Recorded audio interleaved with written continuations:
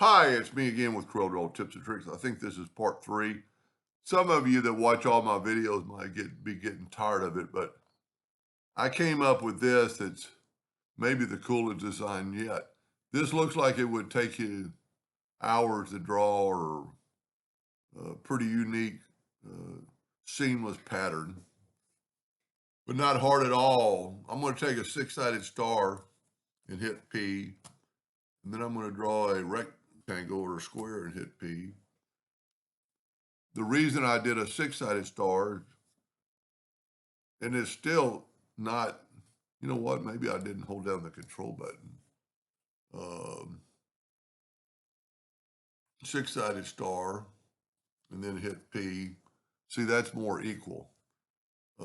Top to bottom, left, well, you know what, it's not. But anyway, we're going to make it a 5-sided star anyway, because it's now, sometimes it just doesn't make sense.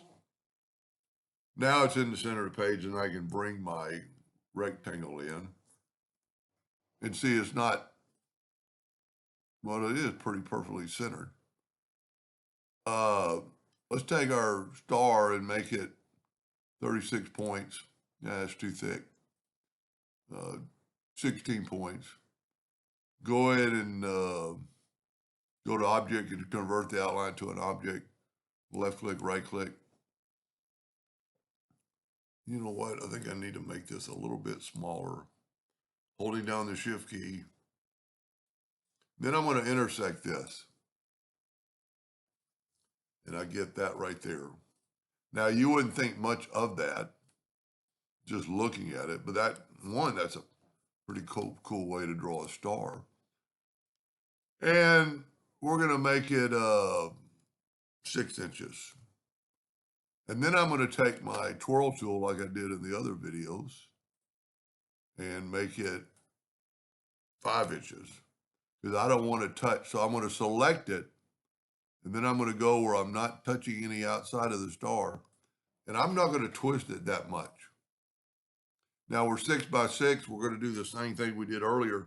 Control D, while holding down the control button, mirror it. Let me just get this out of the way.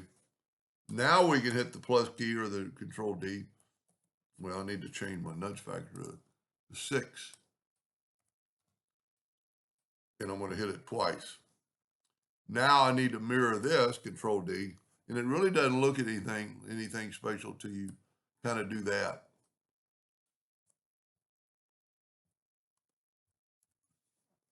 I didn't really go far enough, so we'll do one more. You know what? Do it square. That's a pretty unique pattern. See all the lines? But because we did everything evenly, we can take this and weld it, and it's going to get rid of all those lines. So now it's all one piece. And I was doing yellow. I'm going to put yellow on the inside and take away the outline. And then we take in a black box effect. That's pretty symmetrical, uniform, seamless pattern in a way. I mean, we got 1, 2 different shapes, 3, 4, many different shapes. And like I was doing before, if you actually make it white, it really pops out. Well, there we go. Anyway, I promise you this will be the last one of this series if you're getting bored with it. Anyway, I hope that helped. Thank you for watching.